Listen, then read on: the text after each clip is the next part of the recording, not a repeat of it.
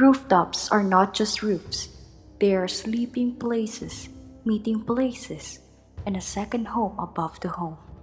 The stairs that climb to them are worn smooth from generations of bare feet, each one knowing the path by heart. Families bring their bedding here when the heat lingers after sunset, rolling mats across the cool surface, the fabric whispering against the stone. The sky above becomes the evening's greatest possession, vast and generous, every star a slow burning ember. You lie back, the stone warm under you, and watch as the constellations rise like ancient stories retold in silver. Sleep comes easily here, though it's not the quick, deep plunge you might know in cooler lands. It is instead a drifting, a series of gentle descents and ascents, each one marked by the changing colors of the night, the call of an owl, the faint splash of fish in the river, the low murmur of neighbors talking in the dark. Some nights are kept for festivals. These begin not with noise but with light. Oil lamps lined along doorways, casting long ribbons of gold across the dusted streets. The air fills with the scent of roasting meats, honeyed pastries, and spiced wine warming slowly in clay jars. Musicians gather, plucking the strings of lyres, beating small drums in rhythms that seem to echo the very heartbeat of the earth. Children chase each other between cluster of adults, their laughter weaving between the music like bright thread through linen. Markets too are shaped by the sun. In cooler months, they stretch well into the day, but in the height of summer, they begin in the earliest light and end before the midday glare. Stalls overflow with figs still warm from the sun, baskets of barley, onions braided in long ropes, and bundles of fresh herbs bound with twine. Merchants call out in low melodic voices, bargaining not in haste, but with the slow precision of people who measure time in seasons, not minutes. You walk past pottery with glazes that catch the morning light, past beadwork whose colors echo the Nile's many moods, green, blue, and gold. For children, the river is both a playground and a teacher.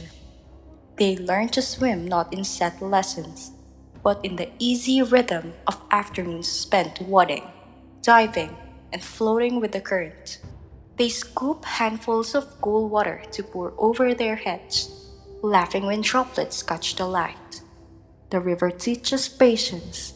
Its flow cannot be hurried, and so they learn to wait, to watch, to let the day move at its own pace.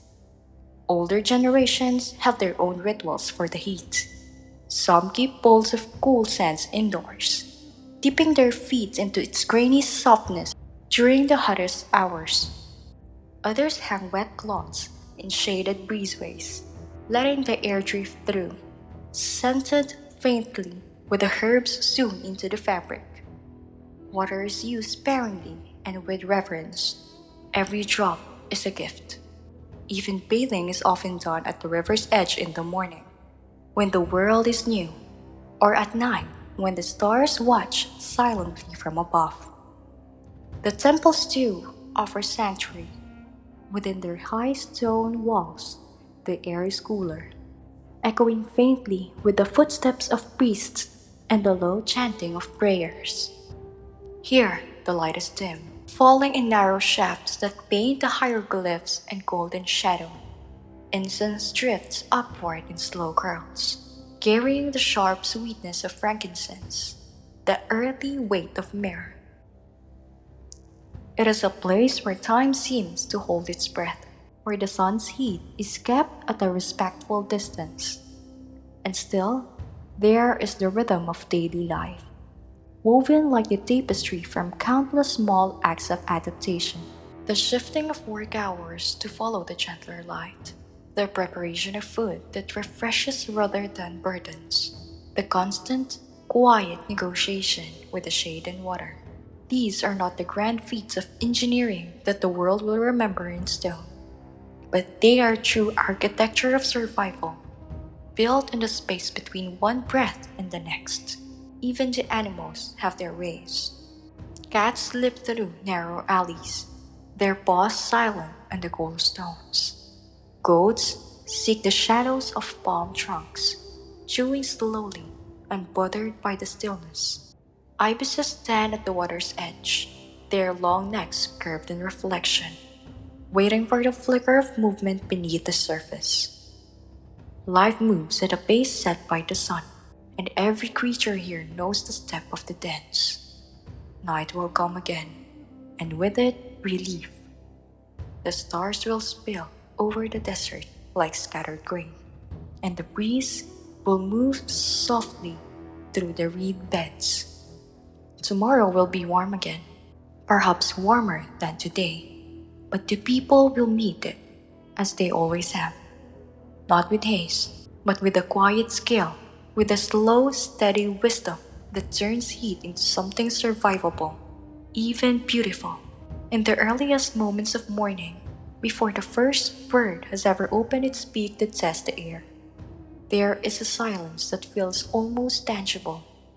It sits low on the earth, resting in the folds of the dunes, pooling in the corners of courtyards, gathering at the edges of the river's edge like a soft veil that has drifted down from the stars. You step into it, and the sound of your breath feels louder than it should, though it is not intrusive, more like a reminder that you are here, that you are part of this vast and ancient conversation between people and the land. The air is cool enough to brush against the skin in a way that wakes the senses gently, as though asking them, one by one, to join the day without hurry. There's a taste in this air too, faint and mineral, carrying the memory of water that has traveled far through unseen channels to reach this place. Somewhere in the distance, you might catch the creak of a wooden pole, the soft slap of a mooring rope against the side of a boat as it shifts with the gentle push and pull of the current. Before the sun has cleared the horizon, life is already moving. A woman steps out from the shade of her doorway, a clay jar balanced perfectly on her shoulder, her silhouette framed by the faint blue of the pre-dawn sky. She walks with an ease, born not of thought, but of generations who have carried water in this same way, hips swaying just enough to keep the vessel steady, steps finding the smoothest ground without looking down. At the river, her reflection wavers as she bends to fill the jar, the surface breaking into 100 small ripples that catch the first hints of cold light. The water is drawn slowly, not because it must be, but because haste has no place here in the hours where the world is still soft. She lingers a moment, watching the way reeds sway, listening to the faint stirrings of the birds that live within them. When she turns to walk back, the jar seems almost to hum with its own coolness, a promise against the heat to come. Within the homes, small fires burn low, coaxed into life with the dried palm fronds and fragments of yesterday's charcoal. The smell is both smoky and sweet, curling upward to mingle with the aroma of flat bread baking on a clay surface. It is a scent that belongs to memory as much as to the present, one that will follow the people of this place across their lives. Children, still drowsy, stir under light blankets woven from coarse linen, their hair warm from sleep, their breathing slow and even. The day will reach for them soon enough, but for now, they drift between dreams. The soft murmur of voices in the next room carrying them gently towards waking. By the time the sun has truly risen, the colors of the world had shifted. The sand takes on a pale brilliance, the river turns deeper blue, and the palm fronds overhead glow with green so rich it almost seemed painted. The light is gentle for now, but it holds within it the certainty that it will grow stronger, sharper, until it touches every surface with its heat. You can feel the day stretching itself awake, a cat unfurling from slumber, preparing to roam. It is in these hours that the most demanding work is done, not as a battle against the sun, but as a kind of quiet cooperation with it. Farmers bend to tend the green rows that stand in contrast to the dry, flat lands beyond the river's reach. The soil here is dark, rich with the gifts the Nile leaves behind after its annual flood, and it crumbles easily between the fingers. You can smell its dampness when a clump is broken apart, and somewhere in that scent is the history of thousand harvests, each one dependent on the same patient cycle. The heat begins to build not suddenly, but in layers. First, a subtle tightening of the air, then a shimmer above the earth. Then, the sensation of the skin being wrapped in something invisible yet heavy. It presses slightly at first, as though testing your patience, then more firmly, until you are aware of every bead of moisture leaving you. This is where the world starts to slow, when the footsteps become fewer in the open spaces and more frequent in the shadows. Shade is claimed with the same quiet urgency as food or water, and it is not just for people. Donkeys stand motionless beneath the arches of sycamore trees, their long ears flicking at the occasional fly. Dogs curl in narrow strips of shadow against walls, their chests rising and falling in the shallow rhythm of heat-slowed breath. The chickens gather near water jars, where the damp clay cools the air just enough to matter. Inside the homes, the thick mudbrick walls stand as quiet sentinels against the midday blaze.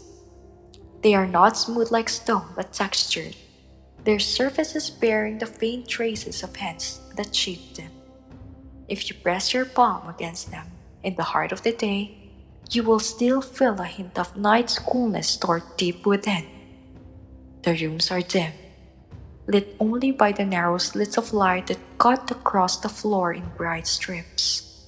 The air smells faintly of woven mats, dried reeds, and stored grain.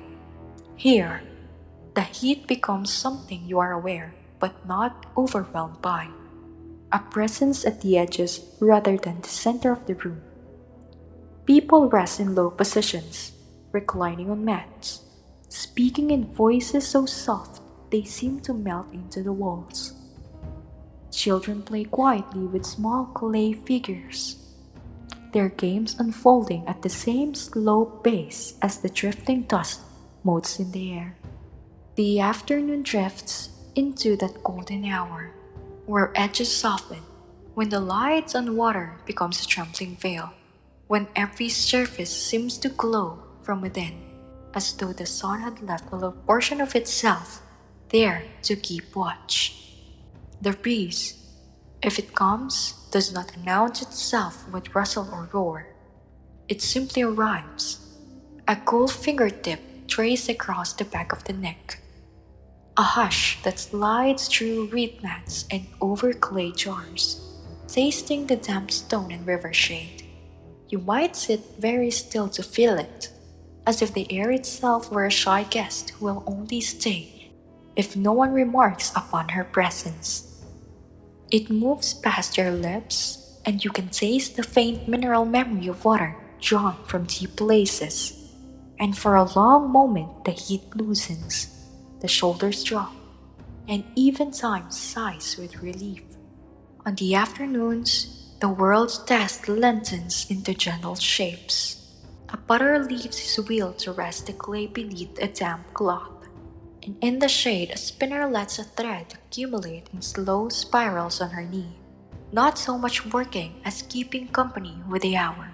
A child draws a stick through sand, creating little rivers that meet and part and meet again. And somewhere beyond the courtyard wall, a donkey shifts its weight, hooves sandy and patient, tail drifting like a metronome for a song that the day won't hurry.